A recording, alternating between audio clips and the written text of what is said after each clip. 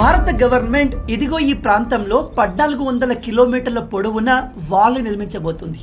అయితే ఆ వాల్ని గవర్నమెంట్ ఇటుకలతో రాళ్లతో కాకుండా చెట్లతో నిర్మిస్తుంది. మీ అందరికీ తెలుసు, మన దేశ వెస్ట్ భాగంలో థార్ ఎడారి ఉంది. ఈ ఎడారి మెల్లగా ఈస్ట్ వైపు ఎక్స్పాండ్ అవుతుంది. వేల సంవత్సరాలుగా ఈ ఎడారి ఉత్తర భారతదేశం మొత్తం స్ప్రెడ్ కాకుండా అక్కడి అరావలి పర్వతాలు అడ్డుకునేవి.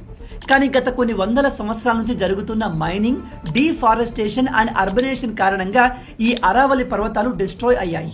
ఆ పర్వతాల్లోని చాలా ప్రాంతాల్లో గ్యాప్స్ ఏర్పడ్డాయి.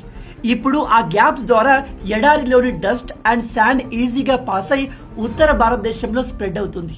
దీని కారణంగానే నార్త్ ఇండియాలో డస్ట్ పొల్యూషన్, డస్ట్ స్టార్మ్స్ కూడా వస్తున్నాయి.